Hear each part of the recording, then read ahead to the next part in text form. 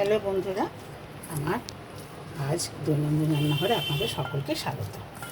আজকে আমি পুর দিয়ে আলুর পুর দিয়েই পরোটা করছি, কিন্তু কীভাবে করছি সেটা আপনাদের দেখাবো বলে। সবাই তো একটা খানই, নানানভাবে খান, আমি যেভাবে করছি সেটা আপনাদের দেখাবো। তো দেখুন, আলুটা ভালো করে ম্যাশ করে নিয়েছি, এর মধ্যে একটু জিরে আর আদা, নুন গ্রেট করে, আদাটা গ্রেট করে দিয়েছি, পরিমাণ মতো নুন দিয়েছি। হ্যাঁ, এবার আপনি যেরকম ঝাল খাবেন সেইটুকুন দেবেন। আর আমি এখানে একটু গোলমরিচ দিচ্ছি। বাচ্চারা খাবে তো, এর সঙ্গে লঙ্কাটা আমি অ্যাড করছি না, কেমন? একটু বেশি করে একটু গোলমরিচ দিয়ে দিলাম, কেমন? আচ্ছা, এরপর একটু ভাজা মশলা, খুব সুন্দর গন্ধ হয় তো। আচ্ছা, এই যে একটু ভাজা মশলা, ঠিক আছে, দিয়ে একটু ভালো করে মিশিয়ে নিচ্ছি। এবার আমি এই পরিমাণটা করছি, আপনাদের যতটা পরিমাণ লাগবে সেই পরিমাণে জিনিসগুলো কিন্তু দেবেন। আচ্ছা, সামান্য একটু চিনি দিলে কি হয়, জিনিসের স্বাদটা বাড়ে, ঠিক আছে, এই দিয়ে দিলাম। এইবার এই যে ওভেনে প্যান বসিয়েছি, কড়া বসিয়েছি, এবার এতে এই সামান্য 1 চামচের মতো, দেখুন সামান্য 1 চামচের মতো তেল দিয়ে দিলাম।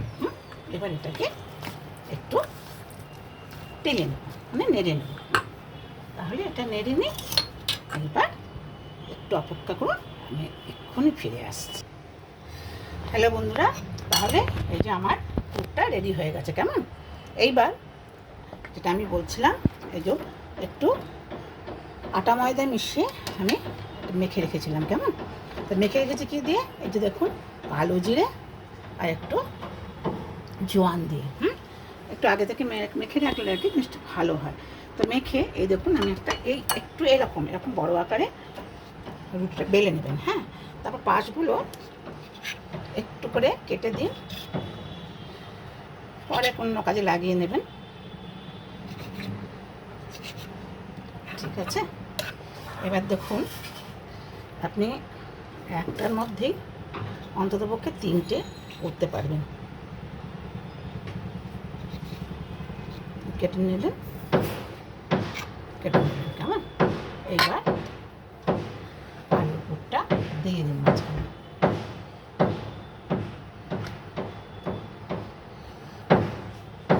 ঠিক আছে। আলুর পুরটা দিয়ে দিলেন, এইবার এটাকে এই ভাঁজ করে নিলেন এবং দুপাশটা একটু জল দিয়ে আটকে নিন। আর এমনভাবে দেবেন যেন পুরটা বেরিয়ে না যায়। হ্যাঁ, তাহলে এইভাবে আমাকে সবকটা করে নিতে হবে, তাই না? এবার আমি আবার এইটা তো যতটুকুন দেবেন এই দিয়ে দিলেন, ঠিক আছে। তাহলে একসঙ্গে আপনার গোটা 3 পরোটা হয়ে যাবে। একটু মাঝখান করে দেবেন যেন বাইরেটা বেরিয়ে না যায়।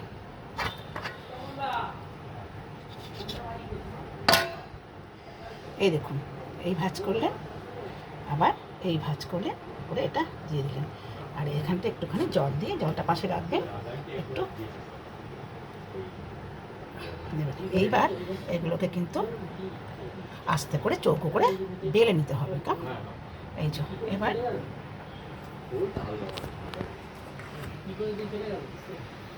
আবার একটু, আচ্ছা,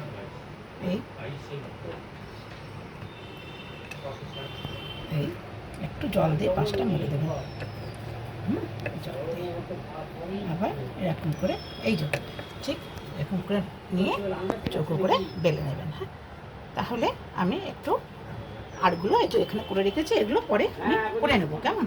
এবার আমি 2-1টা করে দেখিয়ে দিচ্ছি। এবার একটু ময়দা দিয়ে আস্তে করে চৌকো করে বেলে নেবেন, কেমন?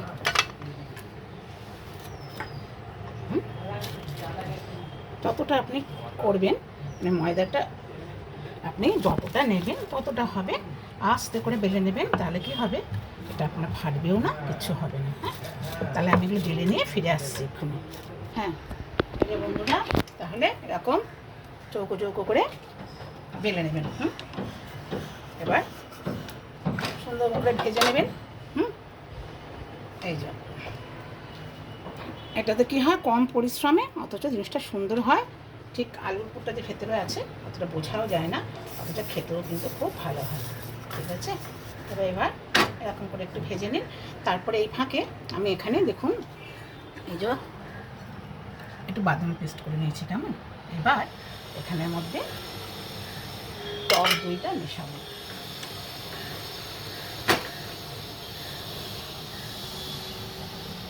এই যে টক দইটা মেশাবো।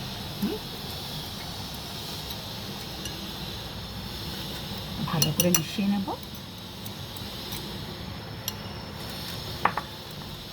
এটা চাটনি তৈরি করবো। কেমন, আচ্ছা এরকম রইল। এবার এটা একটুখানি উল্টে নিই।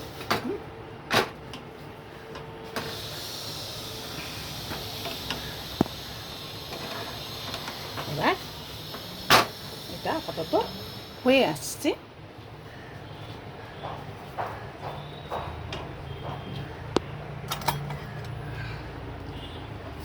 এবার পরিমাণ মতো তেল দিয়ে ভালো করে উল্টে উল্টে সুন্দর করে ভেজে নেবেন। কেমন, আচ্ছা সবগুলো দেখার প্রয়োজন নেই, এটা দেখাচ্ছে এই কারণে দেখবেন কত সুন্দর ফুলে উঠেছে আর খেতেও কিন্তু খুব সুস্বাদু হবে। এবার আমি যেটা বললাম, আপনি যদি মনে করেন বেশি ঝাল খাবার, তাহলে কিন্তু অবশ্যই শুকনো লঙ্কা গুঁড়ো, লাল মির্চি আর কি, কাঁচা লঙ্কা ইত্যাদি দিয়ে খেতেই পারেন। হ্যাঁ, আর এই 4 ভাঁজ করে কেন বলছি, 4টে ফোল্ড হয়ে কিন্তু ফুলে যাবে। অথচ জিনিসটা একদম নরম তুলতুলে হবে। আর এমনি যদি করেন সেটা কিন্তু এরকম পাট হয়ে ফুলবে না। এই জন্যই বলছি যে 4 ভাঁজ করে করতে আর কি। এটা ভাঁজ করে করলে জিনিসটা দেখতেও সুন্দর হবে আর খেতেও ভালো লাগবে। দেখাটাও কিন্তু একটা খাবার মধ্যে মেন পড়ে। ঠিক আছে, এবার আমি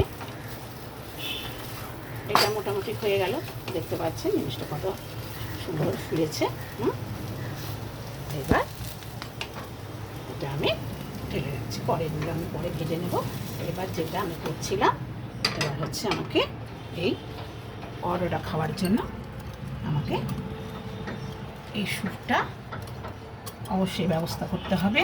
তাহলে এই বাদাম একটু বেটে নেবেন একটু, আর এটা আপনি কিন্তু কাজু বাদাম দেবেন না, এমনি বাদাম মানে চিনে বাদামটাই দেবেন। এবার সামান্য একটু নুন আর একটু চিনি দেবেন সামান্য।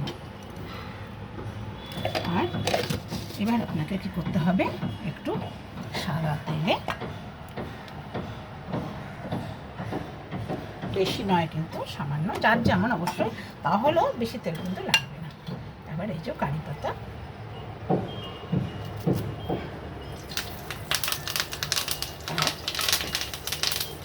একটু সর্ষে,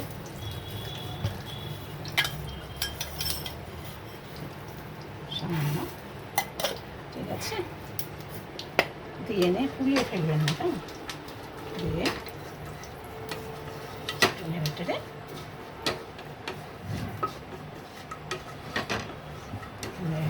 একটু ভালো করে না ভাজলে আবার সেন্টটা বেরোবে না। কেমন, একটু এই সবুজ ভাগটা কেটে গেলে নামিয়ে নেবেন কিন্তু। কেমন, আচ্ছা দেখুন এই সবুজ ভাগটা মোটামুটি কেটে গেছে। এবার এটার সঙ্গে অ্যাড করে দিই অপূর্ব সুন্দর একটা হেলদি খাবার।